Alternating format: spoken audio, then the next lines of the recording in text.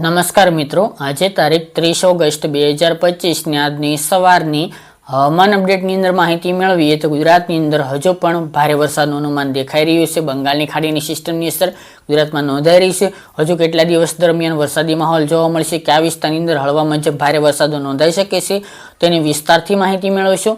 ચેનલમાં નવા હોય તો આપણી યુટ્યુબ ચેનલને જલ્દીથી સબસ્ક્રાઇબ કરી નાખજો અને વિડીયોને લાઇક આપીને તમામ ખેડૂત ભાઈને શેર કરી દેજો. સૌથી પહેલા મિત્રો વાત કરીએ તો અત્યારે મિત્રો વરસાદી વાતાવરણ હોવાને કારણે કપાસ અને મગફળીમાં ઈયળનું પ્રમાણ ખૂબ વધતું જોવા મળી રહ્યું છે, તેમજ ચૂસિયા જીવાત પણ જોવા મળી રહી છે. તો એનો એકમાત્ર ઉપાય એટલે યુનાઇટેડ ઇન્સેક્ટિસાઇડ કંપનીનું પ્રસ્થાન આવે છે, જેનો છંટકાવ કરીને તમે ઈયળ અને ચૂસિયા જીવાતથી રક્ષણ મેળવી શકો છો. જે તમને નજીકના કોઈપણ એગ્રો સેન્ટરની મુલાકાત લેશો એટલે આ પ્રોડક્ટ્સ મળી રહેશે.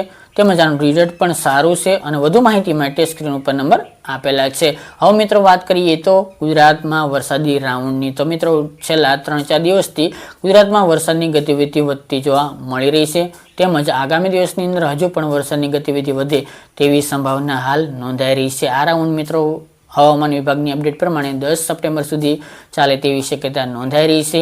આજે 30 તારીખ છે. આગામી દિવસની અંદર હજુ પણ વરસાદની ગતિવિધિ વધુ જોવા મળી શકે છે, કારણ કે જે બંગાળની ખાડીમાં લો પ્રેશર બન્યું હતું તે વેલમાર્ક લો પ્રેશરમાં ફેરવાઈને આગળ વધી ચૂક્યું છે, તેમજ અત્યારે ખાસ કરીને મધ્યપ્રદેશ, મહારાષ્ટ્ર સુધી પહોંચી ગયું છે. અને મિત્રો આ સિસ્ટમ ગુજરાતમાંથી પસાર થાય તેવા હાલ અપડેટ જોવા મળી રહ્યા છે, જેના કારણે આગામી બીજો રાઉન્ડ પણ 4-5 તારીખથી સારો એવો જોવા મળે તેવી સંભાવના રહેલી છે.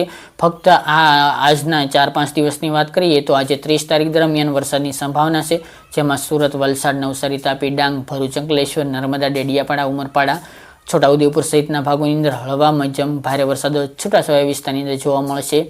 મહીસાગર, દાહોદ, ગોધરા, પંચમહાલ, લુણાવાડા, વડોદરા, આણંદ, બોરસદ, તારાપુર એ વિસ્તાર, અરવલ્લી, મહીસાગર જે પૂર્વ ઉત્તર ગુજરાત વિસ્તાર છે, રાજસ્થાન બોર્ડર વિસ્તાર, સાબરકાંઠા, બનાસકાંઠા, દિયોદર આસપાસના ભાગો હોય, પછી થરાદ, વાવ, પાટણ, ડીસા, હિંમતનગર, વિસનગર, સિદ્ધપુર, મહેસાણા, કડી, માણસા એ વિસ્તાર, ગાંધીનગર, અમદાવાદ, વડોદરા, વિરમગામ સહિતના તમામ ભાગો, સાણંદ સહિતના ભાગોની અંદર હળવા મધ્યમ ભારે વરસાદો નોંધાશે. એટલે કે ઉત્તર, મધ્ય, પૂર્વ આ ત્રણેય વિસ્તારની અંદર સારામાં સારા વરસાદો આજે તેમજ આગામી દિવસની અંદર નોંધાય તેવી સંભાવના રહેલી છે.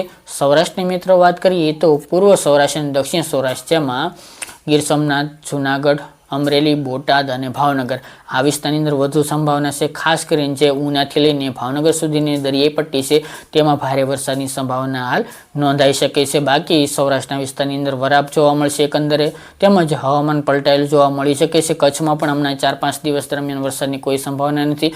લોકલ વિસ્તારની અંદર ગરમીનું પ્રમાણ હશે, ત્યાં લોકલ સિસ્ટમના કારણે વરસાદી ઝાપટા પડી શકે છે. બાકી કચ્છ અને પશ્ચિમ સૌરાષ્ટ્રની અંદર સંભાવના ઓછી છે.